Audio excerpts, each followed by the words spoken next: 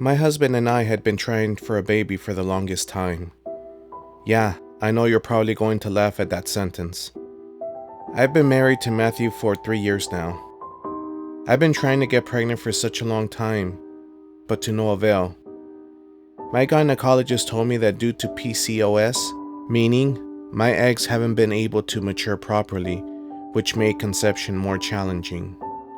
So, when I noticed that I was feeling nauseous and my menstruation blood was nowhere to be seen, I took a test, and it was no surprise that I was happy.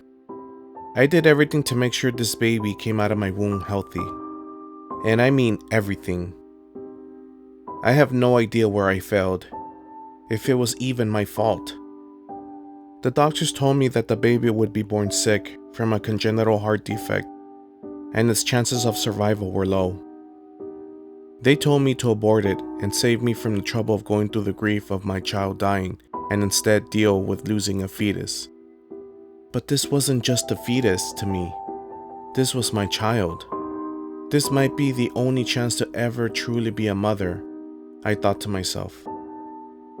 My mother had always wanted to be a grandmother, and I didn't want to disappoint her. Ever since I was a child, she'd tell me, "Wait until you see how it is to be a mother," and "I can't wait for you to give me a grandchild." Well, why can't you just adopt? Some people would ask me. And the answer to that was, I want to raise a child that has my own blood flowing through it. I have nothing against people that decide to adopt, but I just couldn't see myself doing that. Oh, how much I regret that now. Going into labor was one of the most difficult things I've gone through. Some women report not remembering what the pain felt like, or they straight up claim giving birth isn't as bad as some people make it out to be. That was far from the truth for me. I felt as if I was trying to push a rock out of my stomach through an opening that was not meant by nature to have a being that big pass through it. I felt as if I was being torn apart. My entire soul was torn open with a rusty knife with no analgesic and no mercy whatsoever. I decided to go the natural way too, so no C-sections. I really thought I knew better than my doctors who had experience with women in my position for years and have paid thousands of dollars to get the education they have to be where they are. "Please make it stop. It hurts." Those are some of my words. "I want to get a C-section, please," I begged them, but to no avail. "I'm sorry, miss, but it's too late for that. Come on, you're almost there. We all know you could do it," said one of the medical professionals. I was holding Matt's hand for dear life. I gripped it so tight to the point where I knew I was hurting him. If I must suffer this much, I'm sure he could deal with a little pressure. "Come on, sweetie, I know you could do it. You've come so far," said Mark. I know he was trying to be supportive, but to me, he was just irritating at that moment. He wasn't the one that was being shredded into millions of pieces. Of course, I didn't want to tell him that because even at my worst, his sensitive butt was just going to be offended to the point where he wouldn't speak to me for days. I couldn't deal with his immaturity now, could I? After I was done giving birth to that monstrosity of a baby, they let me hold her. It was a baby girl. "Miracle," I said. Her name is going to be Miracle. Its symbolic name meant a lot to me, and I hope it'll mean a lot to her too.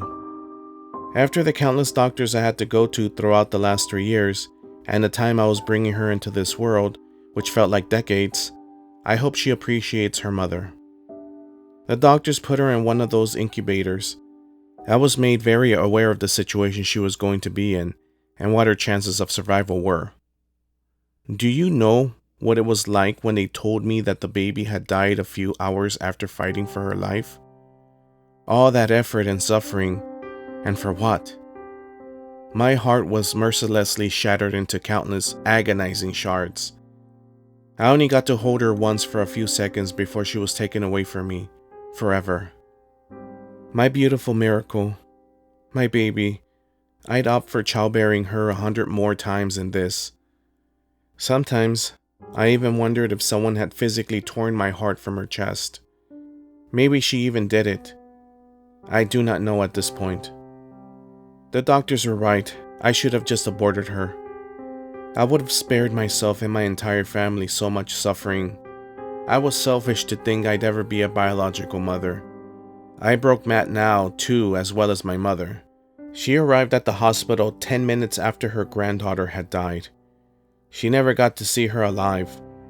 My mother hasn't talked to me after that. She didn't even come back to check on me.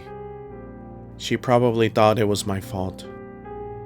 After we arrived home from the hospital, Matt's been doing his best not to show his sadness and to be strong and supportive.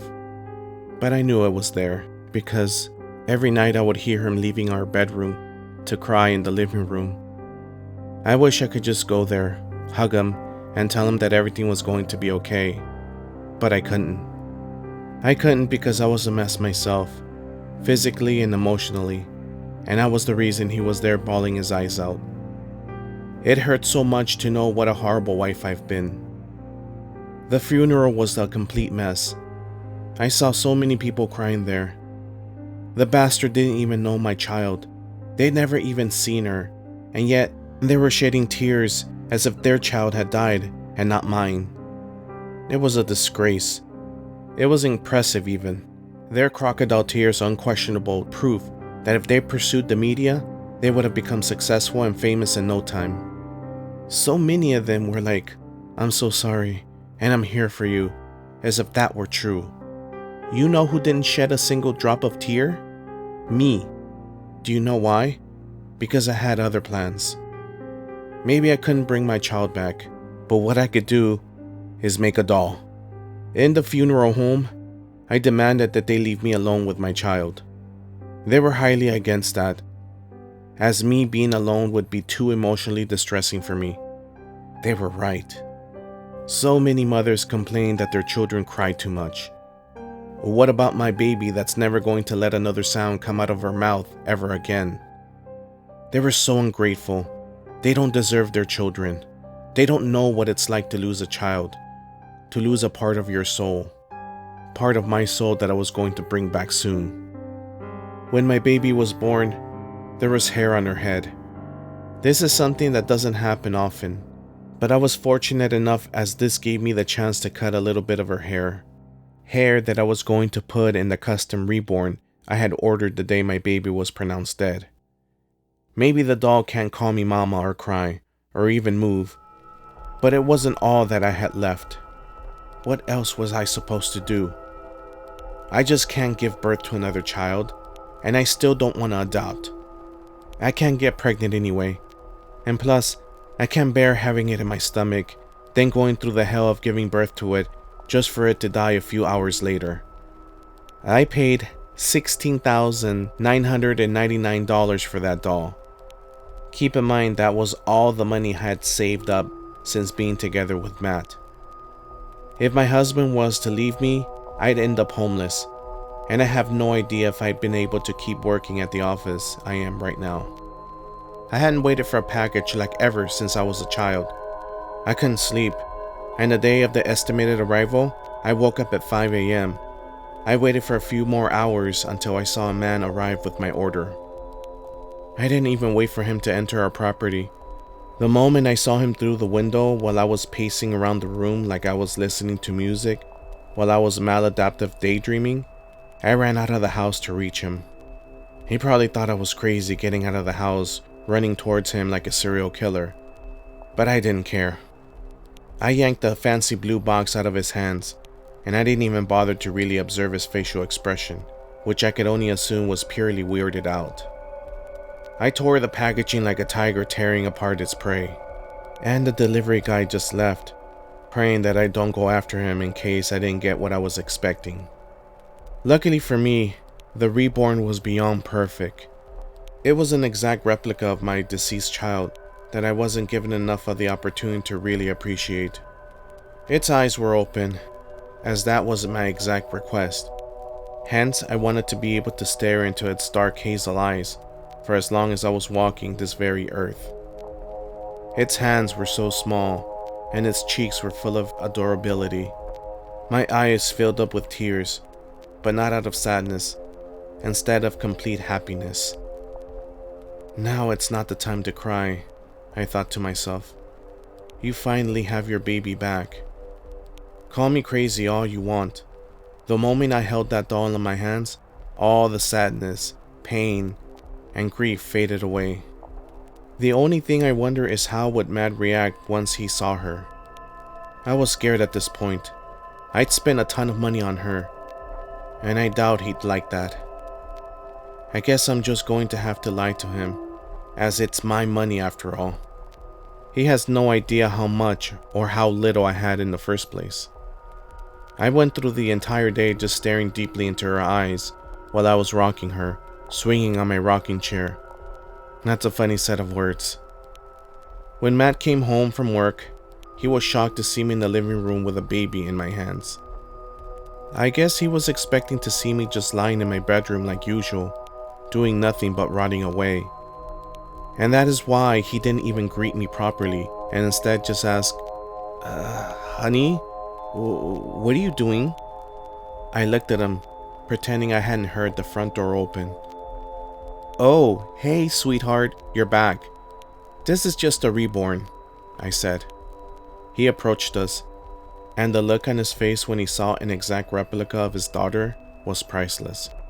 His eyes widened and his mouth opened like he's just seen a ghost. Sweetie?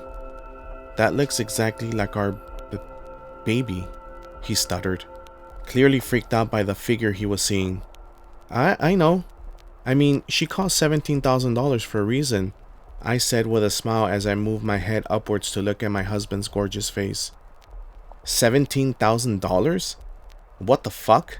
You gave $17,000 for what, Matt? For our daughter? Sweetie, that isn't our daughter. That's just a doll. We had a rather big argument. I didn't want my baby to wake up because of him, so I just straight up ran to our bedroom, silently crying. I knew that he wouldn't understand. He barely ever does. I heard him leave through the front door. I wonder where he was going this time. I tried calling my mom for some emotional support, or I have no idea what, but my calls were never answered. I wonder why. A few days had gone by, and nothing was heard from either my mom or my husband. That is, until I heard on the news that there were 2 car accidents. 2 vehicles collided in a dramatic crash at the intersection of Willow Street and Pine Avenue, a serene locale in the heart of Oakwood Heights.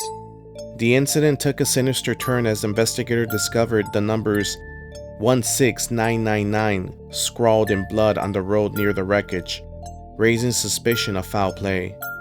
Tragically, both vehicles erupted in flames, resulting in the horrible deaths of the occupants, leaving the community in shock. Authorities are now urgently probing whether this was a deliberate act, leaving the town with unsettling questions about a potentially larger, more sinister motive behind the incident. I looked down at the doll in my hands again. There was a smile on its face. It didn't arrive that way.